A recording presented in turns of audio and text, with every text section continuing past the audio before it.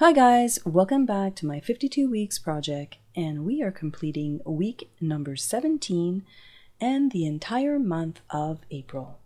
So let's get started with this page right here. So we are on week 4 of April, and this is the last layout that we're going to do together. Now this layout here, the picture was in landscape, and my picture this week is in portrait. So I'm just going to make it work, and I'm going to flip that around. I had quite a bit of journaling, so I decided to use this stitched bracket, and I really like them for this size of page. So this is a 6x8 layout, and we're going to complete this together very quickly. Now I've got these 3 pennants here, and let me show you a trick that works with pieces of paper, not so much cardstock, but paper definitely. So I like to fold it, but I don't crease it all the way down, and then I just cut it right across, and it looks perfect every time. Now let me show you that again. So because my paper is wide enough, like these pieces are 2 3/4-ish, and I'm folding them over, and then I just cut on a diagonal, and they look perfect every single time. Now when you fold them over, you don't really want to squish them together, if that makes any sense to you, but you want to make sure that your points are lined up, and then you just cut across, and there you have the perfect pennant every single time. So when I glue this down, there's not going to be anything showing from where I folded it in half. Now I was debating here because I'm kind of hiding my beautiful pennants that I just did, but you know, sometimes you have to sacrifice the layout for the story, and this was one of those layouts. I really had lots to say about this day. I actually documented the day that I got my vaccination. It's been rolling out really slowly here, and it was kind of a surreal kind of day, to be quite honest with you. So I really needed to document how I felt that particular day. And even though it kind of takes away a little bit from the layout, I'm still happy on how it turned out. So here I'm adding week number 17, and I've actually stamped the day, which was the 28th of April. And I pretty much knew that this was the picture I was going to scrapbook this week. Pretty important as far as I'm concerned. So here I'm adding those little circles, and I'm trying to keep to that visual triangle. And you know what? The visual triangles don't always have to be spread out all that much. They can be really close together. So I'm showing you here quickly that, you know, if your picture goes in the landscape orientation, you'll probably see your pennant more. But for me right now, I was okay with this layout. So we're going to go ahead here, and we are pretty much done the month of April. Tomorrow is April 30th. So it's going by pretty quickly. So now is the fun part. I'm going to add that divider page. So if you're new to this project and you haven't seen this yet, at the end of each month, I print out additional journaling, and I print this on a cardstock piece. I run it through my printer.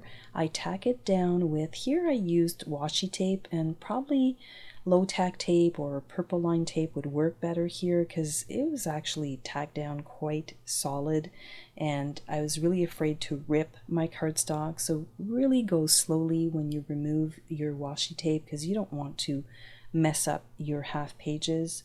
These half pages, I add things like, and it's kind of a repetitive thing, so I don't have to overthink it. So I always talk about current events.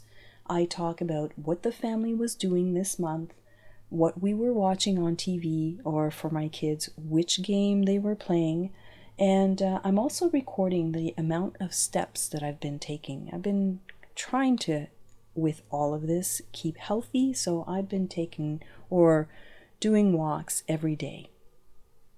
So this is my half page, and I'm going to use this beautiful stamp set. I think that they're really cute for those half pages. I'm bringing back my background, and I'm bringing back This one here with the little splatters. This is something that's going to repeat itself every month. So you can see here I'm pulling out the month of January, and I just mimic that kind of end of page journaling every month.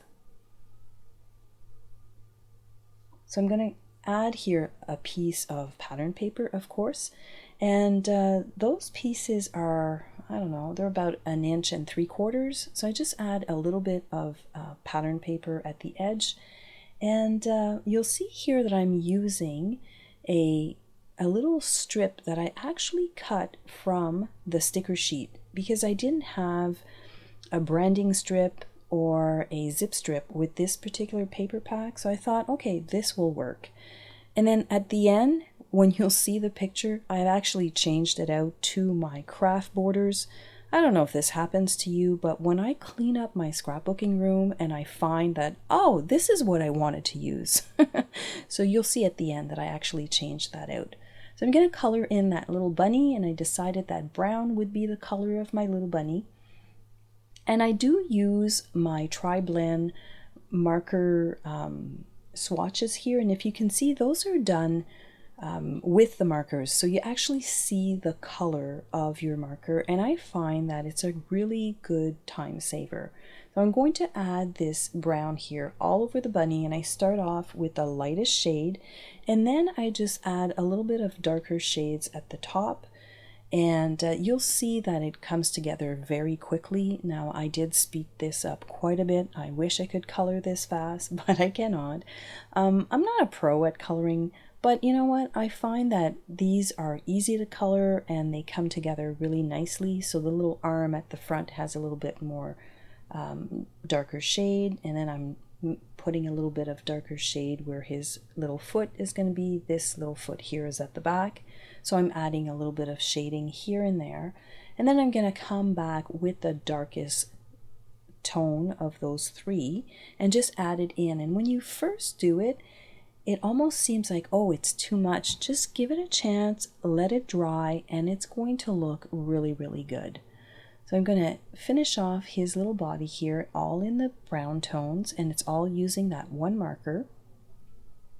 And I'm just adding a little bit of shading with the darkest shade.